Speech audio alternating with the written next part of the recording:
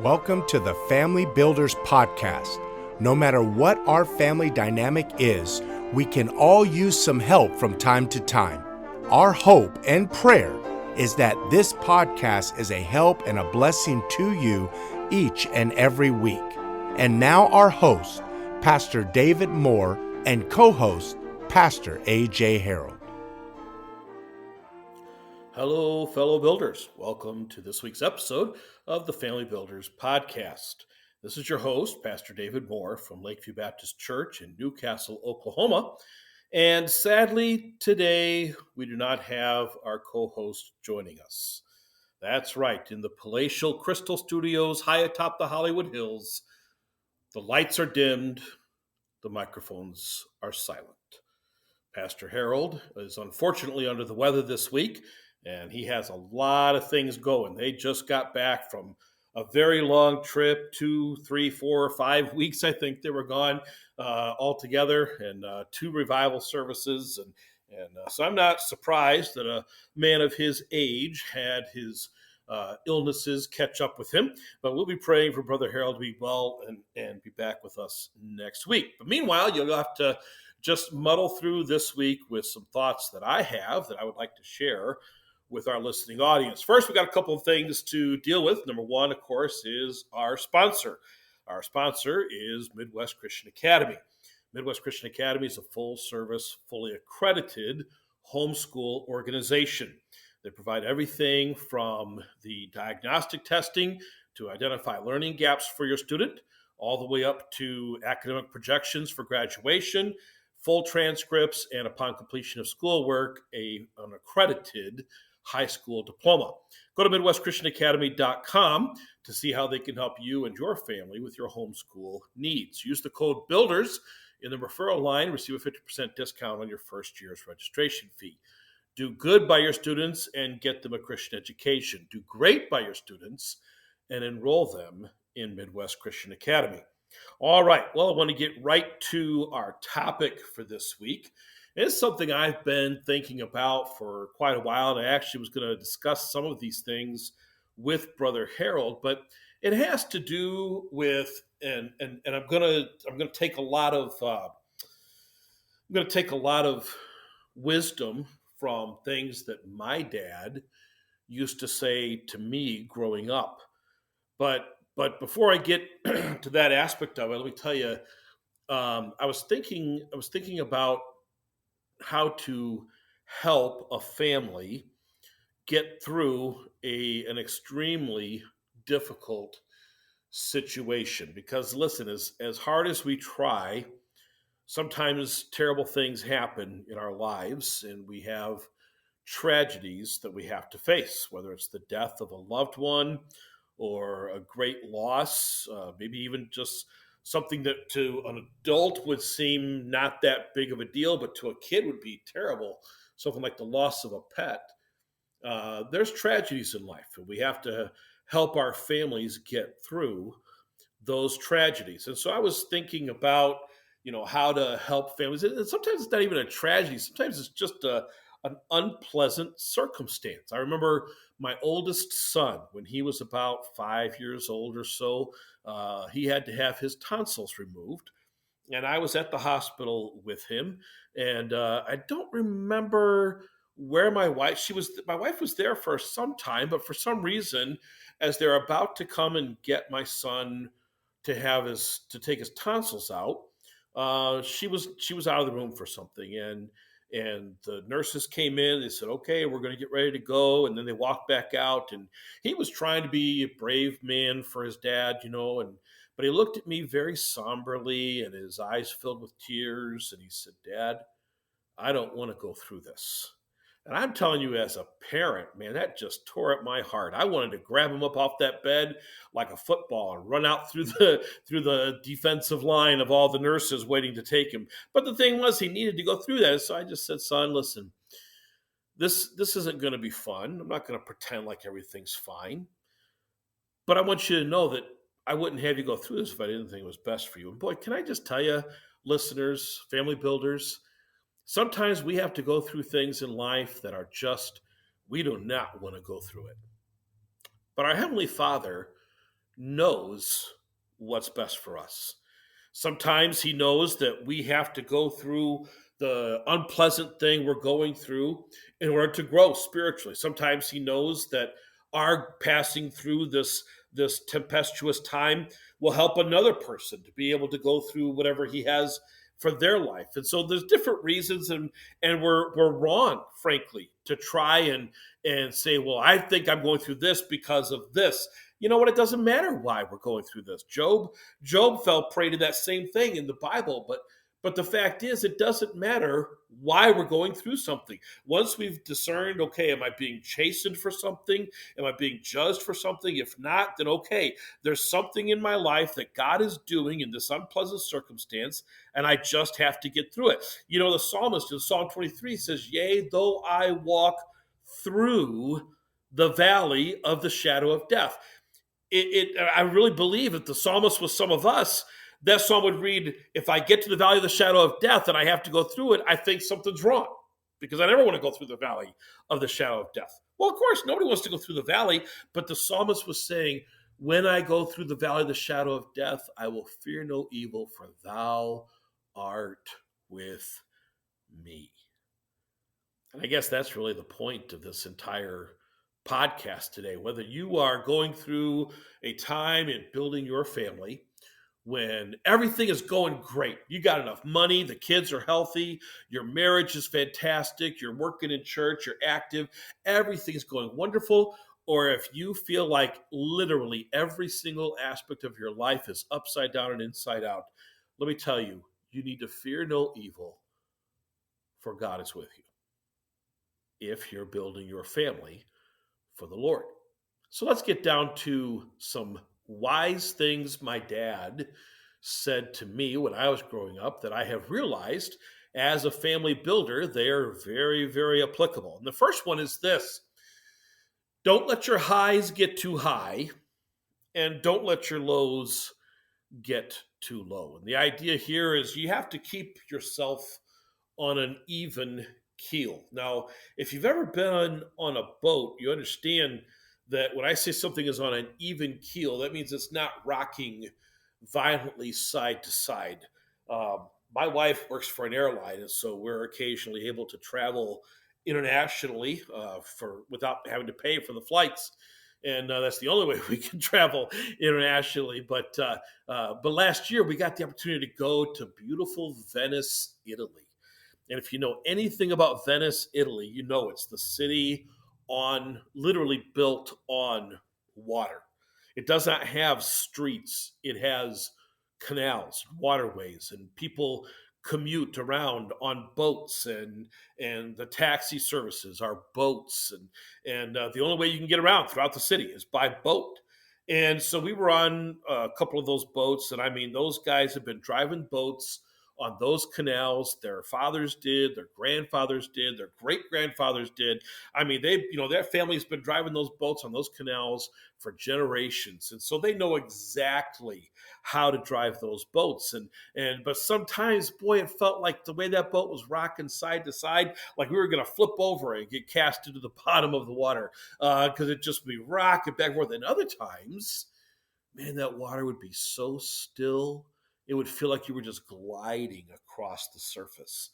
And so the idea here is to not let your highs get too high or your lows get too low. In other words, don't let your boat rock too violently from one side to the other. So how do we do that? Well, we're talking about here emotions and keeping our emotions in check. Now, I enjoy watching sports. I like to watch baseball games at this time of year.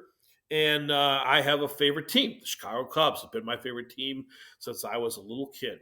And I'd watch a Cubs game, and when they're doing good, man, I'm pumping my fists and I'm yelling, yeah, and I'm cheering and calling things out. And it's kind of silly. I'm sitting in my living room, and none of those players can hear me cheering for them. But man, I'm cheering. I'm excited for my team. And likewise, when they're not doing very good, I'm, oh, come on, man, why can't you hit the ball? Or why didn't you catch that? And just watch. And I've watched my wife sometimes, and she does not care about baseball, but I sometimes wonder what's it like to watch something and just where it just doesn't affect you. It just, you see something bad happen, it doesn't make you feel all depressed and sad. You see something great happen, it doesn't make you feel all elated and the endorphins being released and so forth. You just watch it and you just are kind of observing. Her highs don't get too high and her lows don't get too low. Now, there's an argument to be made where some people try to temper their emotions so much that they go through life never feeling anything, never even enjoying anything. But I think there's a stronger argument to be made that we live way too much by our emotions. Now, Brother Harold and I are both pastors. We preach, and we both preach emotionally. Now, we're preaching, of course, I hope and pray, spirit led, but our emotions are there, and it's very powerful in the moment. But there's a difference between a moment of emotion, such as a person would have holding their first child or their first grandchild, or a husband would have seeing his wife come down the aisle in her wedding dress, or older parents would have seeing their grown children leave home and get married and establish their own homes. Those are all powerful emotions, but when you see something great like you're holding your first child, you don't let that overcome you to where you drop the kid. That wouldn't be very good, would it? And at the same time, when your child has grown and you've trained them and you've taught them and you've imparted all your wisdom to them, and now they're going off to establish their own home, that shouldn't devastate you to the point that you can't get out of bed the next day because you're so sorrowful, as I have known people to do. Our emotions have to be kept in check. I heard it said this way one time: we're in a world where our emotions could be our greatest asset. Oftentimes we become servant to our emotions. In a world where our emotions could be a great asset, oftentimes we become servant to our emotions. You know what that sounds like to me? That sounds like don't let your highs get too high and don't let your lows get too low. Control your emotions. Family builders, parents, dads and moms, when we're dealing especially with our kids, we may be looking at a situation and think, oh man, what are we going to do? How are we going to get through this time? Where are we going to find the money to pay our bills? How are we going to handle this sickness? How are we going to deal with this crisis in our family? But let me tell you, parent, when you seem like you are all in a dither, if you will, about your emotions, how do you think that affects your kids? Because your kids are looking at you for leadership. I mean, imagine if you were on the battlefield and the general came running by and said, oh man, this is terrible. We're all going to die. You're probably going to throw down your weapon and just run. The same thing is true in life with your kids. When they see their parents overwhelmed by their emotions, you think the kids are going to not be overwhelmed by their emotions? Don't let your highs get too high. Don't let your lows get too low. That's the first wise saying to get us through a difficult time in our family. So now here's the second one. The second one is this: it's not enough not to mean to. You have to mean not to. And I think I've addressed this before on the podcast, actually. There were times we'd be sitting at the supper table, and it was usually one of my siblings. I don't think it was ever me, of course, but usually one of my siblings would knock over a glass and beverage would pour down the table and inevitably would end up in the lap of my dad sitting at the end of the table. And one of my sisters, whichever one it was, that would knock over the glass would say, I'm sorry. And my dad would say, honey, it's not enough not to mean to. You have to mean not to. And then he would explain what that means is it's not enough to be sorry afterwards. You should mean not to the point that you're careful enough beforehand that you don't do the thing that's going to make you sorry later. Sometimes we enter into a tragic situation and we didn't mean for that tragic situation to come about, but because of our own carelessness, it does. And so we say, I'm sorry, but it's not enough to be sorry. Not enough not to mean to. You have to mean not to. Make sure that you don't get your family into that tragic situation. As a young person, make sure that you don't violate the family rules that you know is going to cause upheaval and distress in your family with your parents. As a parent, make sure that you are wise and careful in your leadership of the family to make sure you have not caused an upheaval and an emotional tragedy. Sometimes it's hard to not let your highs get too high and your lows get too low when you did not mean to cause a problem, but it wasn't enough not to mean to. You should have meant not to. Don't let your highs get too high. Don't let your lows get too low. It's not enough not to mean to. You have to mean not to. And then the third one is this, and I know I've addressed this before on the podcast. Remember who you belong to. First time I remember hearing my dad say those words, he was taking me over to a church family who their son was having a sleepover for his birthday party. And I was probably, I don't know, maybe 9 or 10 years old. And I was excited to go to my first sleepover with one of my friends, or a bunch of my friends. There was going to be like 6 or 8 boys there. And they'd already told us, man, we're going to have frozen pizzas, the height of culinary delight. We're going to have frozen pizzas, and we're going to play games, and we're going to stay up really late till like midnight, and we're going to just have so much fun. And I think we probably stayed up till about 9:30. We all fell asleep, but we were so looking forward to this.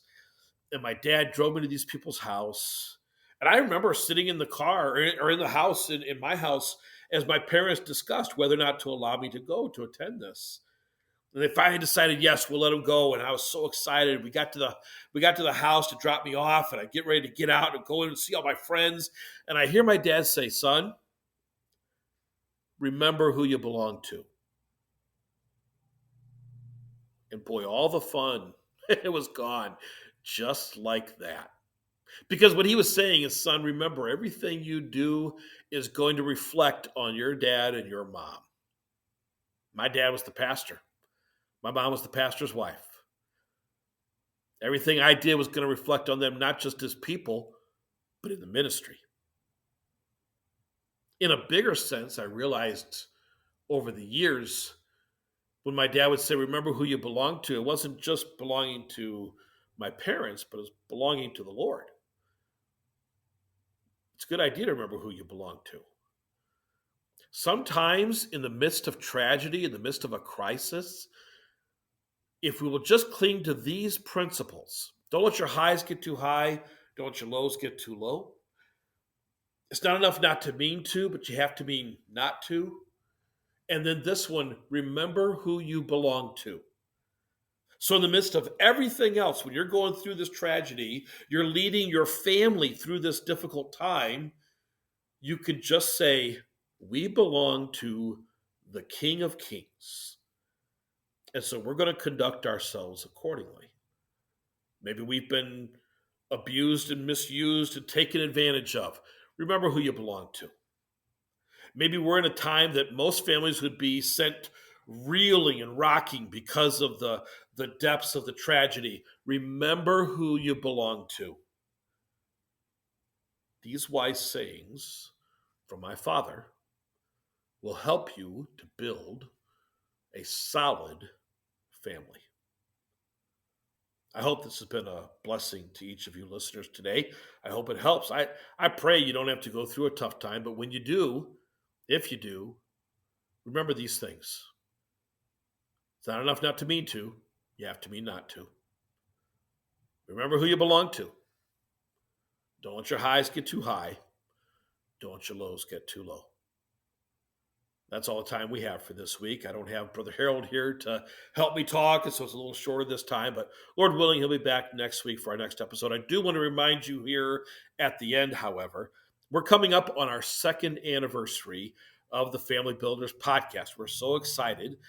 In October, I'm going to be out in California with the Harold family, preaching a series of special meetings in their church. While I'm out there, we are planning to have a live broadcast of the Family Builders podcast. And we're going to have a live studio audience. Yay! We're so excited. And so if you are going to be in California and you would like to attend, simply send us a message on Facebook or send us an email, familybuilderspodcast@gmail.com. and let us know, hey, I would like to be there. We'll make sure you get the information on the time and the date and the place exactly. But it will absolutely be live on our social media page, and you'll be able to watch it there. But if you want to participate, you got to be present in person. So we'll have a great time. We'll have some fantastic prizes, and we're looking forward to meeting some of our listeners, and hopefully, Lord willing, finishing up the second year and getting ready to start the third year of the Family Builders podcast. That's all we have for today. God bless you all. As Brother Harold takes us out, we'll see you next week. Bye-bye. Sure. Thank you for listening to the Family Builders podcast. Please subscribe and share this week's podcast with your friends and family. Also, if you have any questions for either of us, please do not hesitate to email us at familybuilderspodcast@gmail.com. Who knows? Maybe we'll even answer your question on one of our future episodes. Until next time, Family Builders, never let up.